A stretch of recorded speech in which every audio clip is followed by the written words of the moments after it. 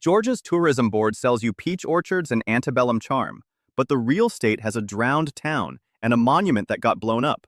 Here are 43 reasons to question everything.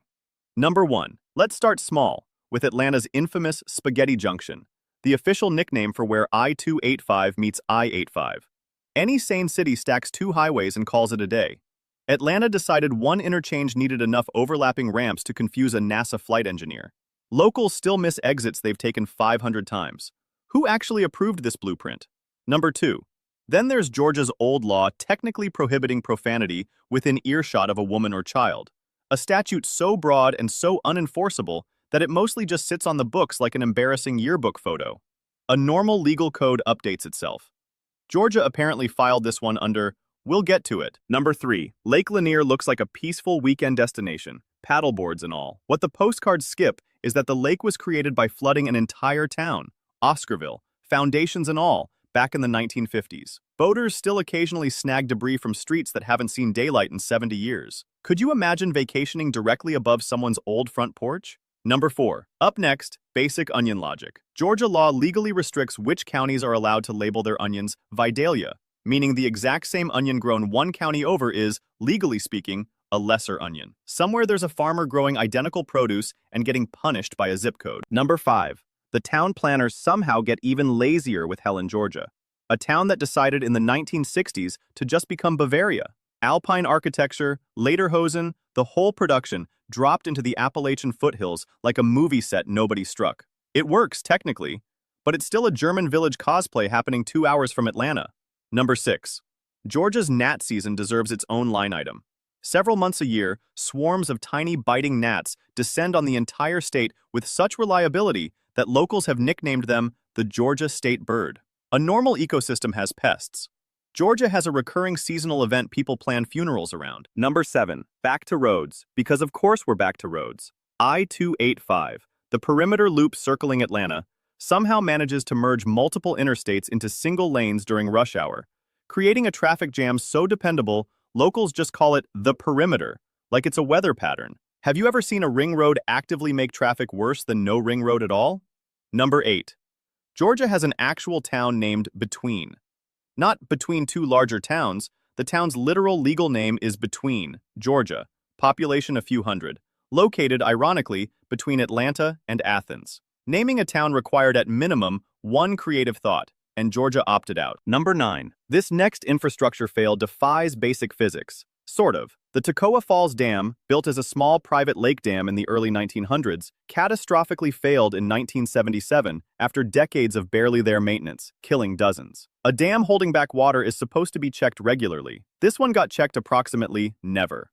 Number 10. Plains, Georgia, hometown of a U.S. president, reportedly has one traffic light for the entire town. 1. A town can produce a head of state and still not justify a second stoplight. Would you trust a town's infrastructure budget that thin? Number 11. Georgia drivers face a rule most states dropped decades ago. No U-turns at many intersections unless explicitly marked otherwise, forcing detours that can add 10 minutes to a 2-minute errand. A reasonable traffic code lets you correct a wrong turn. Georgia prefers you suffer for it. Number 12. And somehow we're still just scratching the surface, because next up is Chickamauga Creek, whose path is so erratic it crosses the Georgia-Tennessee border multiple times within a few miles. Surveyors apparently just shrugged and let the water do whatever it wanted. Number 13. Savannah's historic district has 22 public squares, each one a small roundabout maze designed in the 1700s for foot traffic, not cars. Modern GPS routinely loses its mind trying to route through them, sending tourists in literal circles past the same fountain 4 times. Could you imagine commuting through architecture designed before the wheel got an upgrade? Number 14. Georgia has 159 counties, second most of any state in the country, behind only Texas, a state roughly 4 times its size. That means dozens of nearly identical small counties, each running their own redundant courthouse, sheriff's office, and tax system. Nobody has ever needed this many county seals. Number 15. Hartsfield-Jackson Atlanta International Airport is the busiest airport on the planet by passenger volume. Yet its terminal layout requires an underground train just to get between concourses, and that train regularly breaks down during peak travel. The busiest airport in the world occasionally makes you walk the length of several football fields underground because the train gave up. Number 16. Stone Mountain features the largest bas-relief carving on Earth. 3 Confederate figures the size of a city block, carved into a granite dome that locals also use as a casual hiking trail. Somewhere there's a tourist taking a sunset selfie directly underneath 60-foot stone horse hooves. Number 17. This next entry defies basic physics. Again, literally. Unicoi Gap, a mountain pass road in the North Georgia hills, contains hairpin turns so tight that local guidance recommends downshifting before you even see the curve coming. Engineers had an entire mountain to work with and chose the steepest possible angle anyway. Number 18. Georgia and South Carolina have spent literal decades disputing the exact location of their shared border near the Savannah River, a disagreement involving an actual island that both states have, at various points, claimed. 2 grown states fighting over a sandbar for generations. Number 19. The town of Social Circle, Georgia exists, named that way for genuinely unclear historical reasons nobody fully agrees on anymore. A town founder picked a name implying constant community gatherings, and then nobody wrote down why. Number 20. Macon's famous Leaning Water Tower, nicknamed locally for its noticeably off-kilter stance, has stood tilted for years, while officials insist it's structurally sound. A water tower is supposed to look boringly vertical. This one looks like it's reconsidering its career choices. Number 21. Augusta literally restricts certain commercial activity, signage, and even short-term rentals during Masters Golf Week each April, transforming the entire city's normal rules for one tournament. An entire municipal government rewrites itself annually around a golf tournament. Would you ever move to a town that operates on a sports schedule? Number 22. Georgia highway numbering loves repetition. Multiple state routes share numbers with completely separate roads in other counties, so Highway 17 in one part of the state has zero relationship to Highway 17 2 hours away. A numbering system exists specifically to prevent confusion. Georgia treats that as optional. Number 23. The Okefenokee Swamp contains roads and trails that simply stop, swallowed by wetland, with no warning signage indicating where dry land politely ends and good luck begins. Cartography in much of South Georgia appears to be more of a suggestion than a science. Number 24. Rabun County, nestled in the North Georgia mountains, became internationally famous as the filming location for a particular 1970s backwoods thriller, and the local tourism board has, somewhat bravely, leaned into that reputation ever since. Most counties run from infamy. This one printed it on a welcome sign. Number 25. Despite being nicknamed the Peach State, Georgia doesn't even grow the most peaches in the country. California and South Carolina both routinely outproduce it. Georgia put a fruit on its license plate that it isn't even best at growing. Number 26. Atlanta's official birthplace marker, the 0-mile post, sits in a hard-to-find spot beneath the city, a literal foundational landmark that most Atlantans have never seen and couldn't direct you to if asked. A city's own founding marker shouldn't require a scavenger hunt. Number 27. The town planners somehow get even lazier here. Dozens of small Georgia towns share nearly identical Main Street layouts, identical brick storefronts, identical gazebos, because they were all built off the same standardized post-railroad town plan a century ago. Drive through 5 towns, and you'll swear you're looping the same one. Number 28. Georgia maintained a patchwork of dry counties, places where alcohol sales were fully illegal well into the 21st century, with some counties only fully repealing Prohibition-era restrictions within the last 15 years. An entire region kept living through Prohibition decades after the rest of the country moved on. Number 29. Underground Atlanta is exactly what it sounds like. A multi-block historic shopping district built literally beneath the modern street level, the original 19th century storefronts buried when the city raised its roads over them. A normal city tears down old buildings. Atlanta just built a second city directly on top of the first one and kept both. Number 30.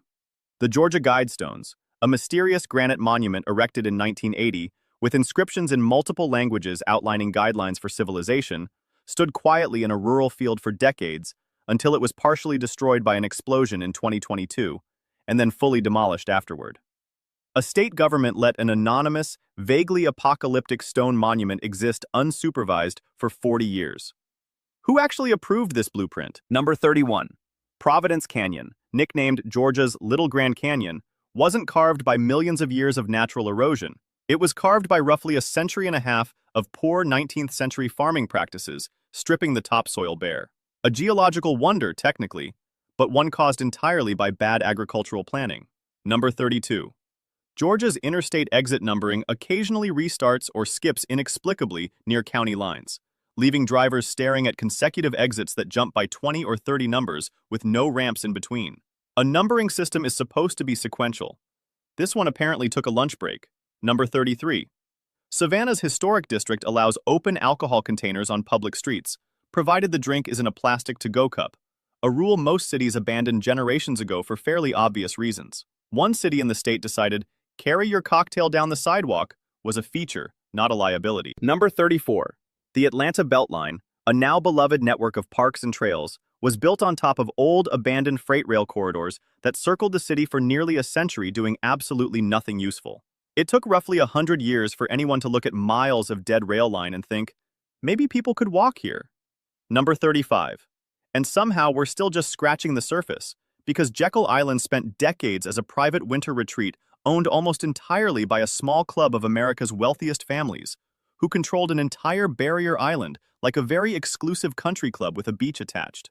The general public wasn't even allowed to set foot on parts of it for years. Number 36.